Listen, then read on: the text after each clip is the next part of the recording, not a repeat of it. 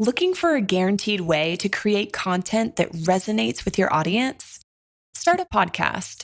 Interview your ideal clients and let them choose the topic of the interview.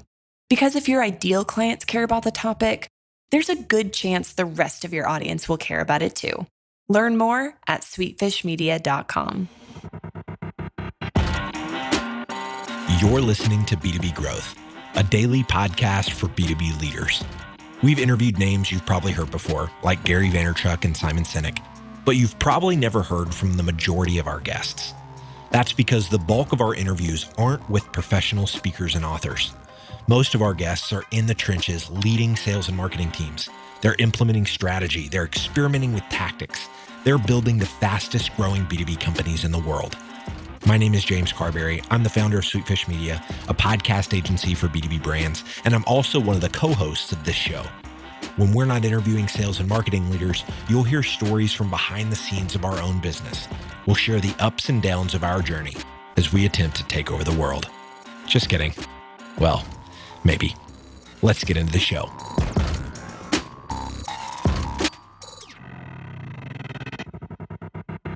Welcome back to B2B Growth. I'm Logan Lyles with Sweetfish Media. Today, I'm joined by Bobby Herrera. He is a speaker, an author, the co-founder and president of Populus Group, and his recent book, The Gift of Struggle, Life-Changing Lessons About Leading, is something I am really excited to chat with him about today. Bobby, welcome to the show. How's it going today? Hey, healthy underdogs. You run a great podcast, Logan. I was excited you reached out. Awesome. Well, I think we are, I think one of the underlying themes of this show is leadership, whether we're talking to a marketing or sales leader or a founder or CEO. And so we're going to go deep on leadership, specifically with some of the lessons from your book that I'd like to call out and discuss a little bit today. Before we do that, for folks who aren't as familiar with you yet, let's help them with that. Give us a little bit about your background and what you and the team at Populus Group are up to these days. Yeah. Well, I'm not much of a bio guy. Logan, but just a couple of important things that I would add to your intro is, above all pro dad, and two, I'm a proud Army veteran and an entrepreneur who's made a lot of mistakes. And very fortunately, I started a community named Populus Group, my company. It's what I call my company, in 2002. And the problem we solve for the world, we're an HR services firm, but in English, what we do is we help organizations better manage their non-permanent workforce. There's a raging war for talent that we're all acutely aware of. And most companies have a really good grip on their permanent workforce. But when it comes to their non-permanent workforce, or as we call it, contingent, that can be a big, confusing, tangled ball of yarn for them. And so basically, we help them untangle it, handle that population more efficiently with the right level of compliance and, do it more economically. So we eliminate a big headache for them so that they can actually focus on the problem they need to solve for the world. Yeah, absolutely. I mean, we talk about growth day in and day out here on this podcast, and that portion of the workforce is a growing piece, and it's a common struggle for a lot of folks. So, nice segue there into the gift of struggle, I guess, that I just kind of stepped right into. Let's talk a little bit about your book and what led you to write it, where you see folks kind of missing this concept of struggle. And then I want to dive into some of the specific lessons that are kind of rooted in struggle that you share in the book and what some of our listeners can take from them. Yeah, great. Well, I'll tell you, writing a book, it wasn't on my list. I'm a storyteller by nature. My dad was a magnificent storyteller. He gave me that gift, fortunately. And I did a lot of speaking for veterans and for, kids born on the wrong side of the opportunity divide like myself. And, through that journey, I got some wonderful encouragement from some people that I have a lot of respect for. And they just kept encouraging me to write a book. And when I finally settled in and said, okay, I'm going to do it, I took my time. And in essence, I wanted to write the book that I wish someone would have written for me when I was getting started in my leadership climb. Because there's no shortage of advice coming our way on how to do this, how to do that, what the books say, what to do and not to do when it comes to leadership. And I mean, you and I both know there's no playbook for it. There's no just one thing. And I just simply wanted to give and share some of the big struggles and questions and gifts that I took from my journey so that it would help someone else who's trying to do the same. One of those early gifts, as you mentioned, as you call it, Bobby, was what you call the bus story that opens up this book, The Gift of Struggle. I've heard you, speak on it as well. Let's open it up with that story, because I think that lays some good groundwork for the rest of this conversation. Well, when I was 17, Logan, my brother Ed and I, we were on a return trip home from a basketball game. And along the way, we stopped for dinner. Everybody unloaded off the bus, except for me and Ed. I'm one of 13 kids. And at that point in our family story, we didn't have the means to play sports and afford dinner. And so we were well beyond the embarrassment. We were very accustomed to being on that bus. And so a few moments after the team unloaded, one of the dads of the other players, he steps on board the bus. And he teased me a little bit because Ed had outscored me that night. Nice. And then he said something to me that I will always remember. Bobby, it would make me very happy if you would allow me to buy you boys dinner so that you can join the rest of the team. Nobody else has to know. All you have to do to thank me is do the same thing for another great kid just like you in the future. And I will never, ever forget how I felt in that moment. It's like I had this wave of gratitude come over me that to this day is hard for me to explain. Yeah. And I remember, stepping off that bus, and I'm 17. I can't see 3 feet in front of my face. All I knew is that a year from then, I had a strong desire to raise my hand and join the Army. And other than that, I had no clue. But after that moment, I knew why. I would somehow, some way figure out a way to create something that would allow me to pay forward that kind act to other kids like me who were born on the other side of the opportunity divide. Yeah. And that moment just became the invisible force. It drove me. It gave me purpose. It gave me identity. And I think more than anything, it gave me hope and something to believe in, because at that point in my life, I didn't know if I'd ever be able to check what I call the ultimate box. And that is, would my story ever matter? Mm-hmm. And man, it gave me a hope that it's hard for me to explain. Yeah. I just love with that gesture. You talked about, the momentum going forward that gesture meant at an early stage in your life. And I've heard you, talk about the story, read it in the book, and, kind of tied to that is this idea. And you spoke about it there, Bobby, the opportunity divide. One of the core driving principles of your company, I know, and it comes from your own belief that's rooted in this story and others in your own personal journey, is that everyone deserves an opportunity to succeed. I think everyone listening to this probably nodding their head, but then the question becomes for leaders, whether they're heading up a marketing team, a sales team, or they're a founder of a fast growing company, they believe that they can see the power in that, especially when they hear an awesome story like you just shared. I think the struggle then is, how do I actually execute on that? If it's something that can be executed on, how do I build that into my culture to where everyone believes and acts under this premise that everyone deserves an opportunity to succeed? Yeah. So I want to hit 2 points there. Number one is, I'm a front row fan of the underdog. You should see my NCAA bracket every March. It looks like my daughter picked it. But, I think inside of me, inside of many of us, there's that underdog that just wants to win and give their best, et cetera, right? And that stems from that moment on the bus and, just my story. But I also want to share a big mistake that I made. So, that moment was raging like an inferno inside of me. And when I started my company in 2002, it was that moment that was driving me to create something. And for the first 10 years of building my company, Logan, I never told anyone that story. My brother knew because he had been on the bus with me, but even he didn't know the impact that it had on me. My wife knew. I had told her, but outside of her, nobody knew. And so finally, about 10 years in, I finally started to figure out that, hey, vulnerability is a key competency of leadership.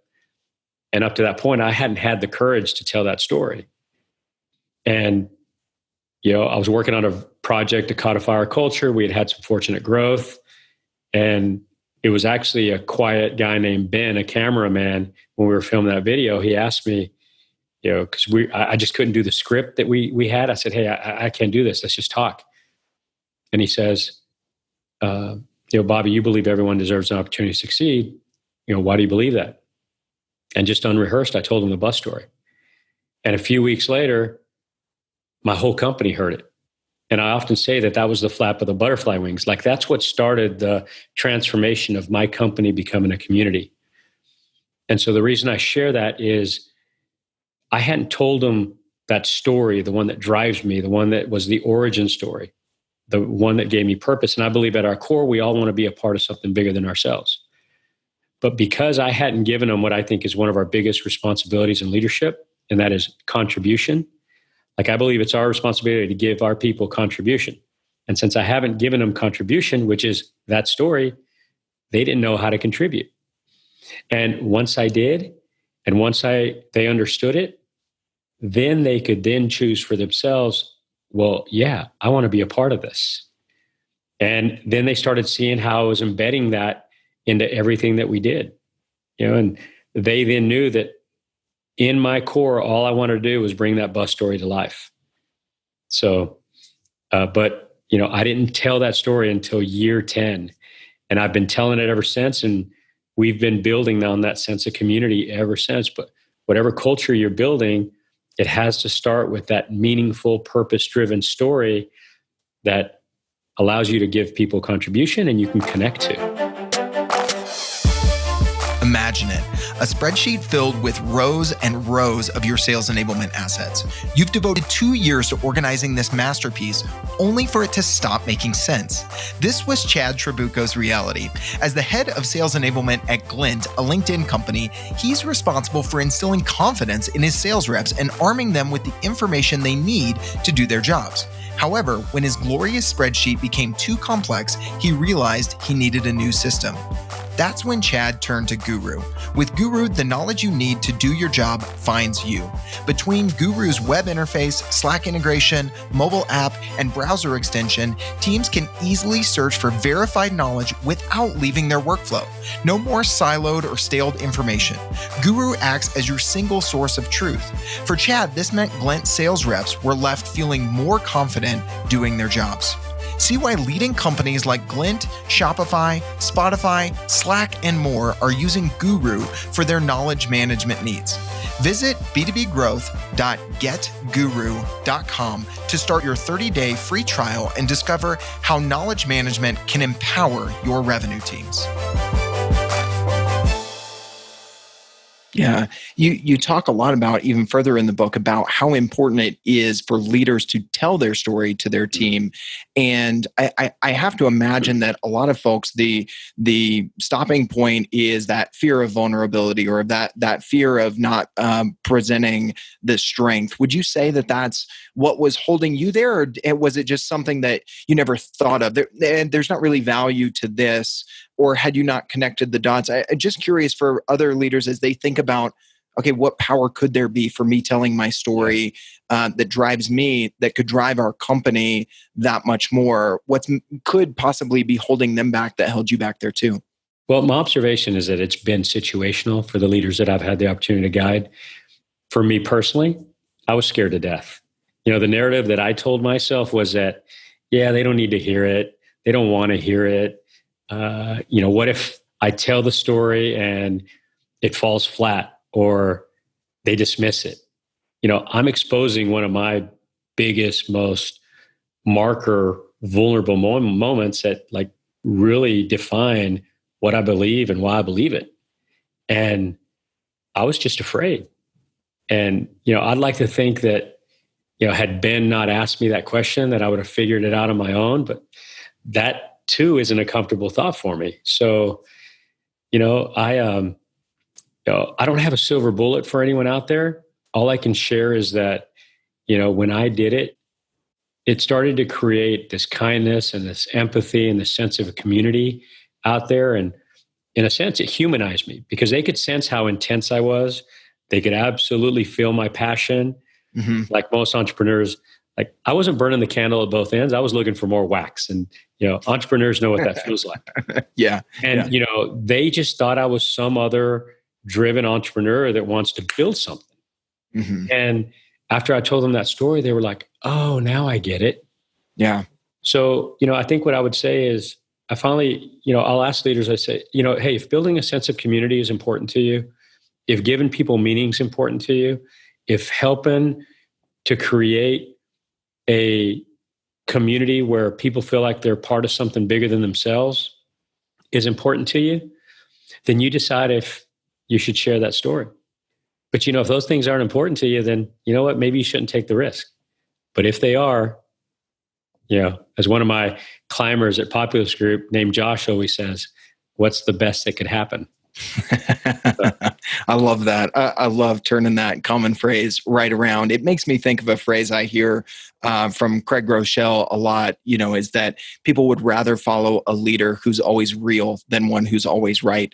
And I just think it's so powerful that he closes every podcast episode that he does with those, because I think people need to hear it and not just hear it once, because it takes some time, either because of that fear or not connecting, what's the best that could happen if I do share that story, like your example there. I'm glad you touched on community, Bobby, because another part of the book that I kind of dug into was in chapter 4, you talked about, this point of growth slowing down and somewhat plateauing for your company. And the way you describe it, or at least the way I kind of caught it, that it seemed like you were describing it, is I was still focusing on the big things. Maybe there were some small things that weren't happening, but that's because my focus was relentlessly on the big things. And it turned out that some of those small things, going back to that idea of community and everybody feeling on the same page, weren't really small things at all. And I think that's probably one of the best lessons out of the book that I think other leaders could learn from. Do you want to unpack that a little bit for us?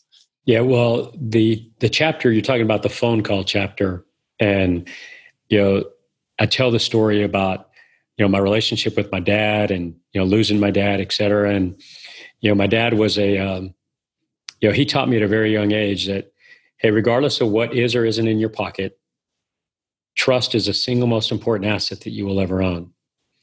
And one of his biggest principles was, if you give someone your word, you keep it no matter what. And he was imperfect, but he was highly consistent.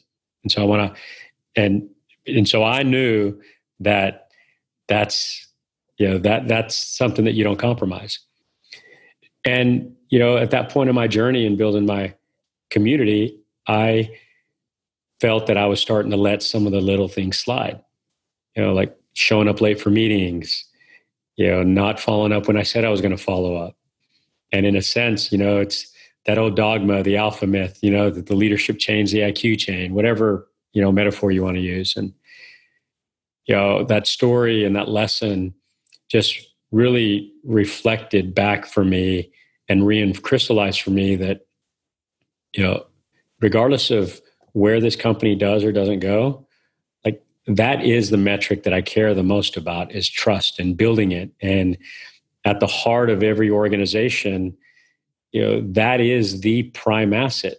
And, I'm a student of, Stephen M.R. Covey and his teaching and his work. And I've been fortunate to build a relationship with him and learn from him. But, that's the point that I think I really want to highlight is, as a leader, really self-assessing and keeping track of those behaviors that are building trust with every interaction. It's like, that's one of your most significant responsibilities in leadership. Because trust me, your people are keeping track. You may not think they are, but they're keeping track. Yeah, absolutely. I mean, it's kind of akin to what we talk about in personal growth. If you're not moving forward, then you're drifting backwards. There's no stagnant place. And with every interaction with your team, you're either building trust or you're eroding trust. It might be very, very small. And obviously some instances, there are bigger steps in one direction and bigger chunks taken out of as far as building or eroding it. But thinking about that every interaction is either building or eroding trust, right? Yeah. And that's just a good opportunity to go back to that, what I said about my dad. He was imperfect, but he was consistent. And that's the key, because I think often as leaders, we put a lot of pressure on ourselves to always get things right. That's not what it's about, right? It's about being consistent. And, the lesson in that chapter was, choose the hardest right. And you always have to choose the hardest right over the easiest wrong. And because if you don't, you're not going to strengthen the will of your people to do the same. Mm-hmm. And, the modeling and around these core behaviors, it's cumulative, and it will not multiply in your community if you're not the person setting the tone. Yeah, absolutely. Well, Bobby, I was a big fan of the book. I really enjoyed this conversation. I think some of the highlights for me to share with leaders today would be to encourage them to tell their story, lean into that vulnerability, and to also think about the importance of integrity along with those first two pieces in building trust, with the caveat that integrity doesn't mean that, every action is perfect. To your point, your dad was imperfect but consistent. But that integrity throughout, even when saying, "Hey, well, I consistently own up to when I mess up," those sorts of things. Any other parting thoughts for leaders? You've written this book, you've shared your story, you consult with leaders day in and day out. You see some of the common struggles that they are either facing and not learning from, or they're facing and learning from. Any other parting words for folks out there listening to this today, Bobby? Yeah, I think I'd share two things. I think through my journey, I've learned two things that have really shaped my leadership philosophy, and that is, we must all first go through struggle, pain, and suffering to get to wisdom. So I'll often say the long way is a shortcut. And then, lastly, the philosophy around the book, it's pretty simple. It's just not easy. And that is that we all struggle, but every struggle teaches us something. That's the gift. And leadership is sharing those gifts with others. And that's real easy to self-assess if, building trust and helping others get to that place that they imagine is important to you. So, as leaders, we get to decide with every one of our interactions what kind of impact we want to make. And, hell, the underdogs keep climbing, and I wish them all well. I love it, Bobby. Well, thank you so much. I could chat with you all day. We've had a great conversation here on the show. If anybody listening to this would like to stay connected with you, learn more about what you and your team are up to, you and your community, as you put it, I love that as well, or find a copy of the book, what's the best way for them to reach out or stay connected? Yeah, well, they can get the book at any of the major retailers. It's actually a great airport book. It's in a lot of the airports right now, fortunately. And they can follow me on LinkedIn. Pretty active there. My blog is on my website, bobby-herrera.com. And I call it the Students of Struggle. It's building a fast growing platform, very fortunately. And, my community's website is, name is Populus Group, and that's populusgroup.com. So, we're here to serve in any way we can help. I love it, Bobby. Thank you so much for making time to join me on the show today. Yeah, you got it. I'll help the underdogs, Logan. We totally get it. We publish a ton of content on this podcast, and it can be a lot to keep up with. That's why we've started the B2B Growth Big Three, a no-fluff email that boils down our 3 biggest takeaways from an entire week of episodes. Sign up today at sweetfishmedia.com/big3. That's sweetfishmedia.com/big3.